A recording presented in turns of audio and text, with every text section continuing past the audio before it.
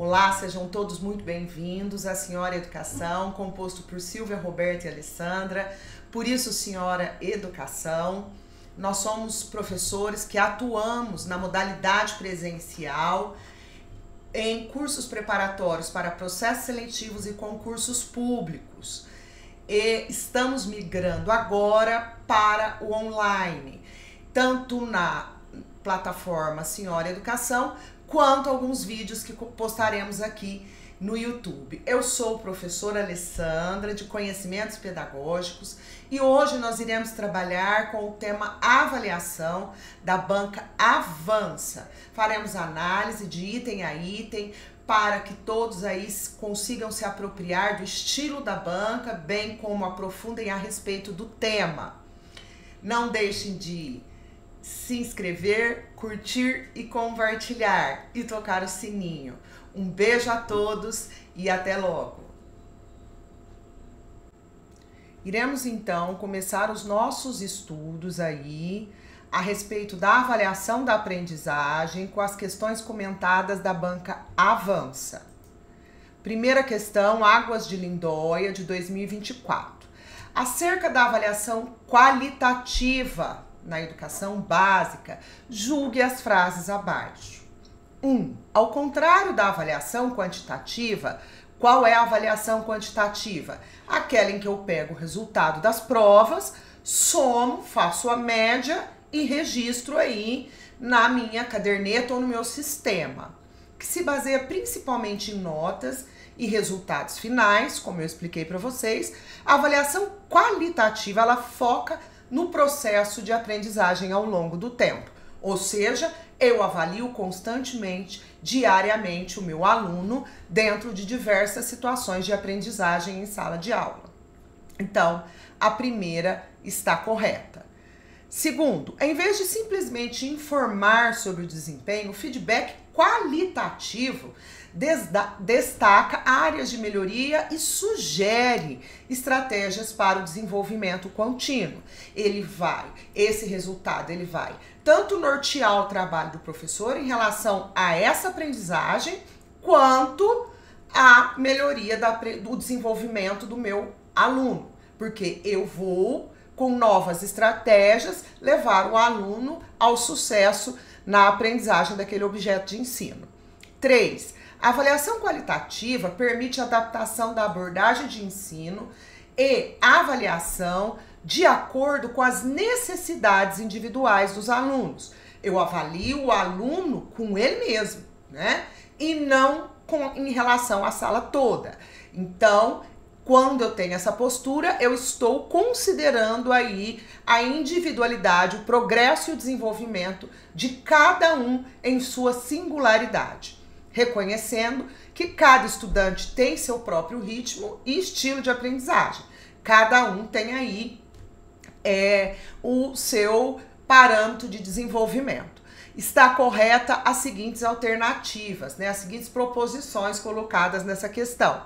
B, né? A1, A2 e A3 estão corretas. Questão número 2, Valinhos 2024. A avaliação é um conceito amplo, sendo processual, ela é ampla, né? Que requer conhecimento e análise, a fim de prover os elementos necessários que ratifiquem a sua viabilidade e corroborem para o alcance dos objetivos almejados. Ou seja, eu tenho ali no início de um conteúdo, eu tenho um objetivo a ser alcançado, vou trabalhar em cima desse objetivo, bem como vou avaliar, né, se esse objetivo foi atingido ou não pelo meu aluno. Leia os enunciados a seguir e destaque a alternativa que foi elaborada erroneamente. Não esqueçam de olhar o que a questão pede. Essa banca, a banca Avança, ela costuma colocar de diversas maneiras o vocabulário ali, ela utiliza de diversos vocabulários para procurar a alternativa incorreta. Então aqui a gente está procurando a incorreta. A avaliação é o exercício da análise crítica por excelência, correto? A avaliação, eu vou né, ao longo do processo aí, fazendo essa análise crítica. E eu só vou atingir esse patamar, esse conceito, se de fato eu mudar as minhas concepções e exercitar. B. A avaliação no âmbito escolar tem sofrido muitas críticas ao longo do tempo, em que se observa críticas em relação à forma como ela é realizada. Não só ao longo do tempo, como na atualidade também, ela é muito criticada pelos autores. Todos os autores que vão dizer sobre avaliação vão abordar aí uma crítica a respeito de como é concebida a educação, a avaliação dentro da educação, seja na pública ou na particular. Então, ela tem de fato sofrido muitas críticas. A avaliação como estratégia crítica aplica-se a todas as dimensões, também a si mesma. Então aqui a gente enxerga aí a teoria do Vasconcelos, quando ele diz que não adianta só nós olharmos ali para o instrumento ou para a avaliação. É preciso também fazer uma análise e uma reflexão crítica a respeito de outras dimensões, das suas relações com o estabelecimento de ensino, com o sistema de ensino, o vínculo pedagógico, né? É preciso olhar o entorno dessa avaliação. Por isso que é uma complexidade mudar essa concepção de avaliação. Embora Vasconcelos afirme que os professores mudaram o discurso teórico.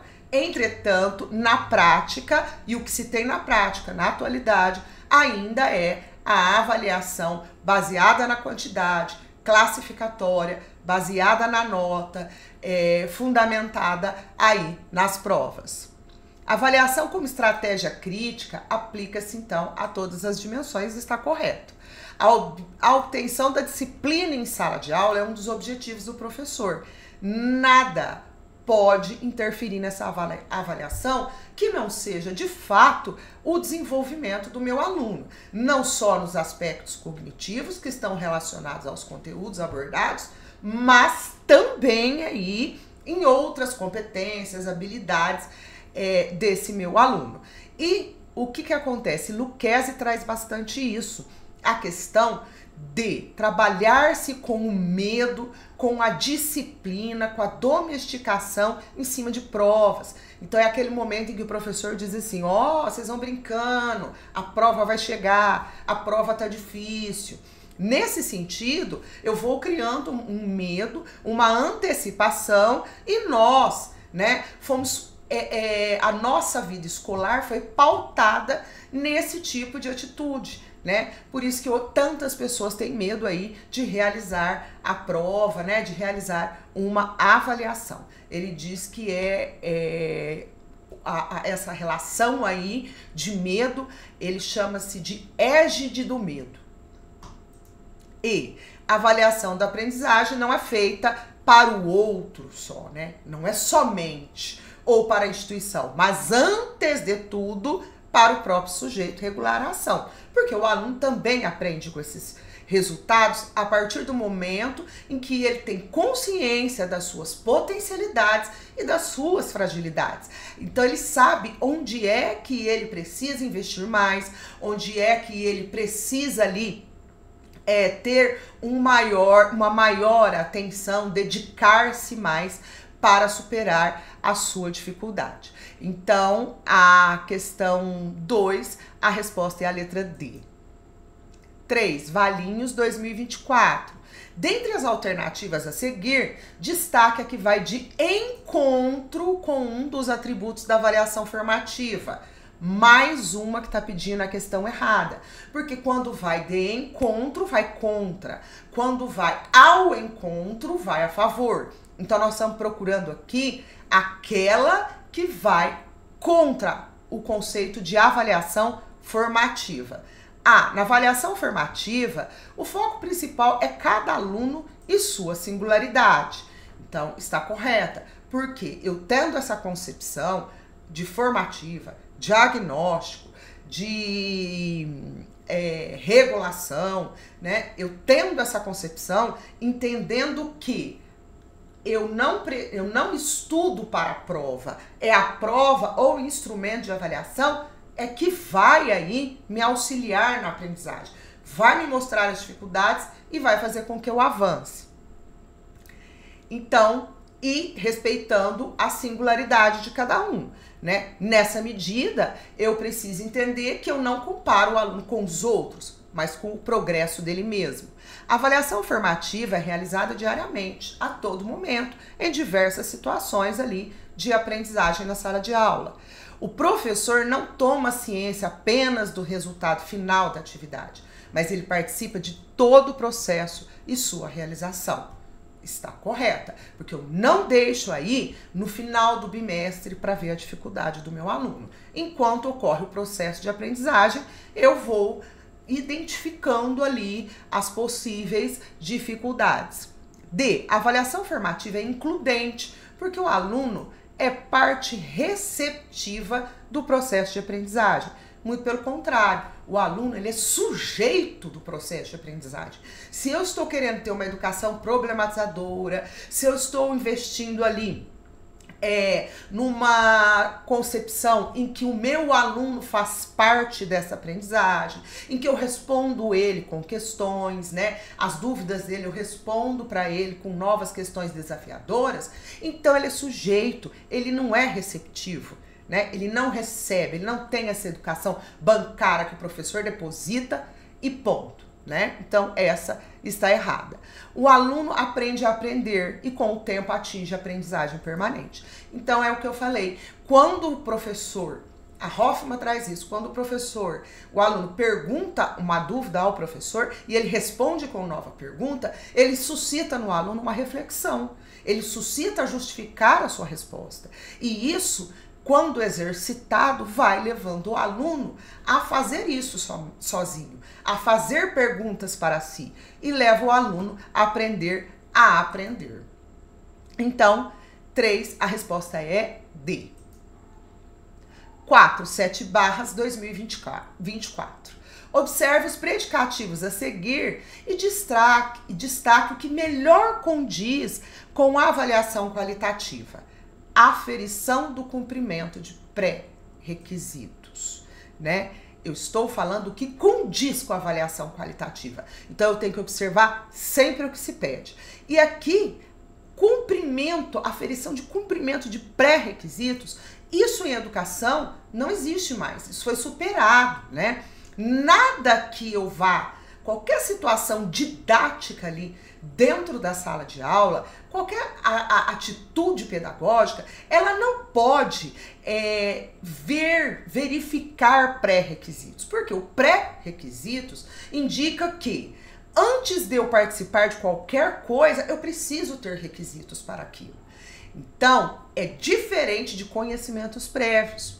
Eu entender os conhecimentos que o aluno já tem a respeito daquele conteúdo.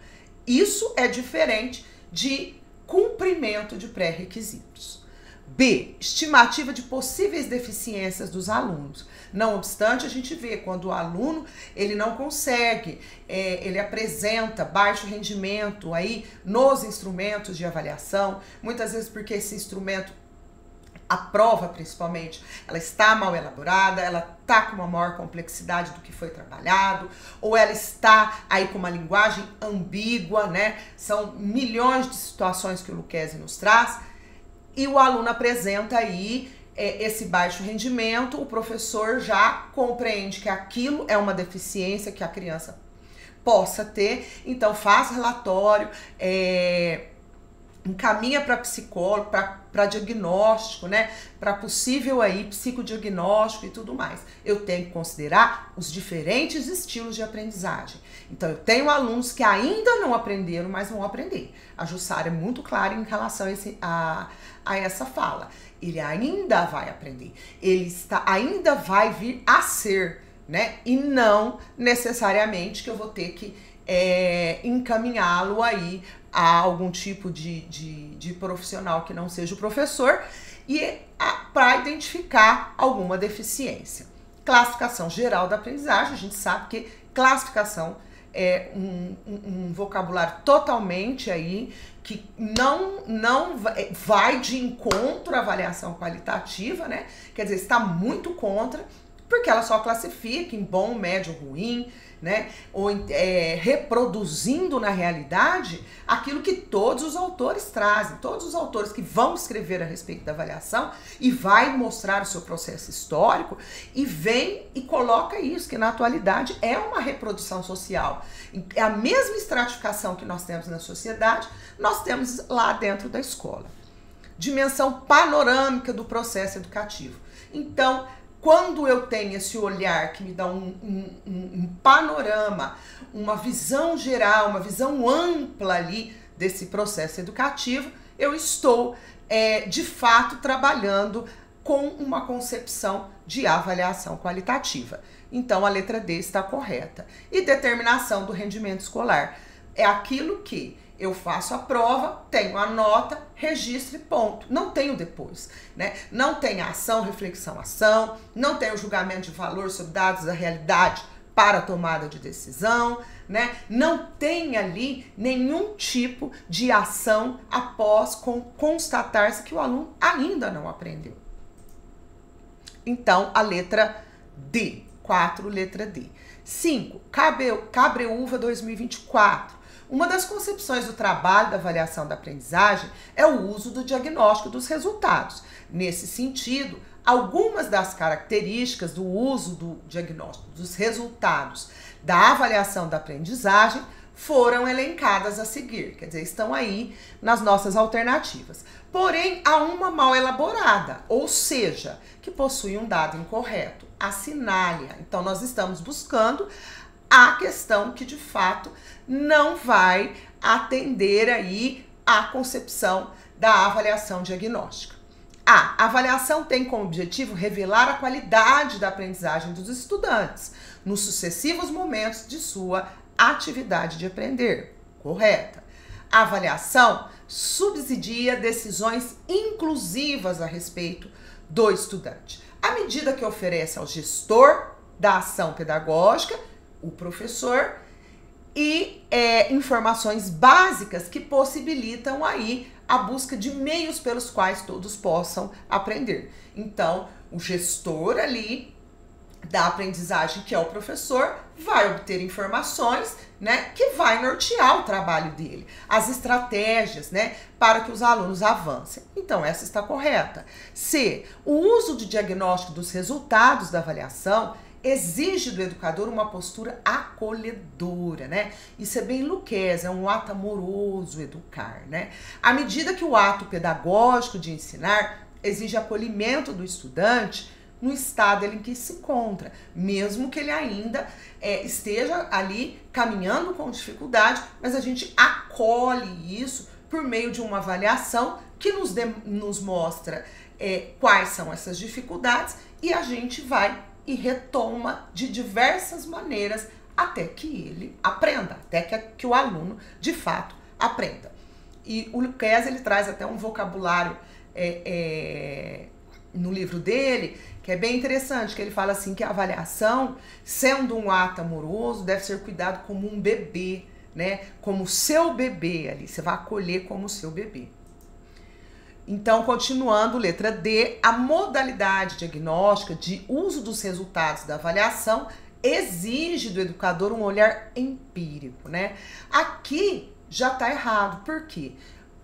Todos os estudos mostram que a avaliação, para que eu tenha uma mudança de concepção, uma mudança de paradigma, uma mudança de postura e saber como é que ela de fato funciona aí dentro das escolas, das salas de aulas, no sistema de ensino, eu preciso ter uma fundamentação teórica, né? Eu preciso ter um embasamento científico que se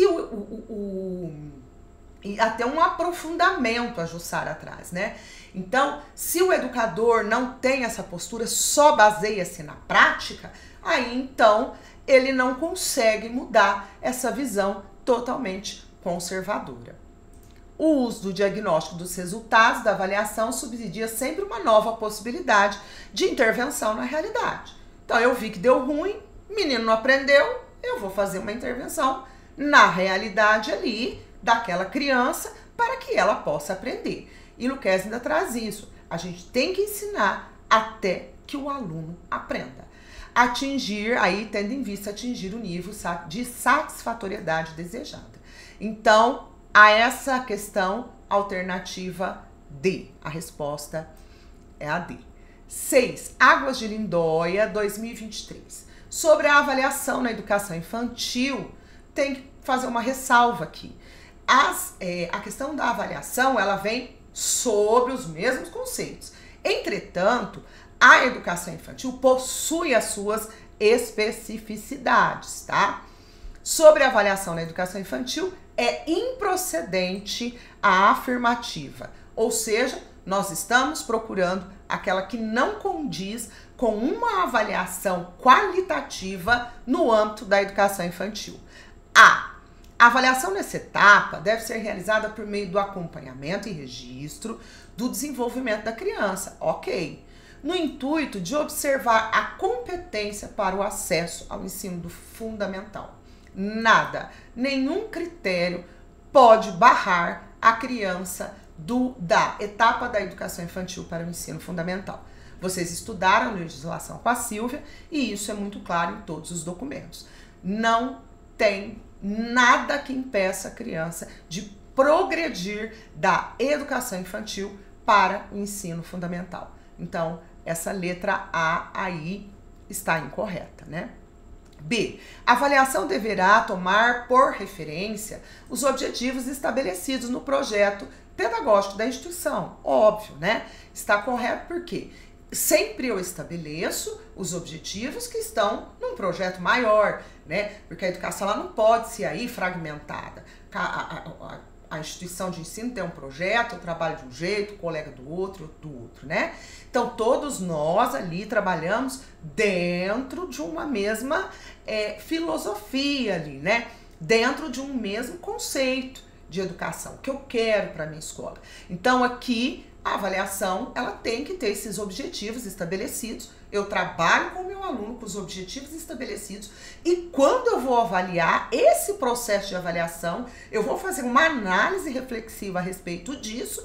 Aí, então, eu vou ver se meus objetivos que lá atrás foram propostos, eles foram atingidos ou não. E aí, eu vou tomar uma decisão entre prosseguir ou então retomar ali aquele objeto de ensino.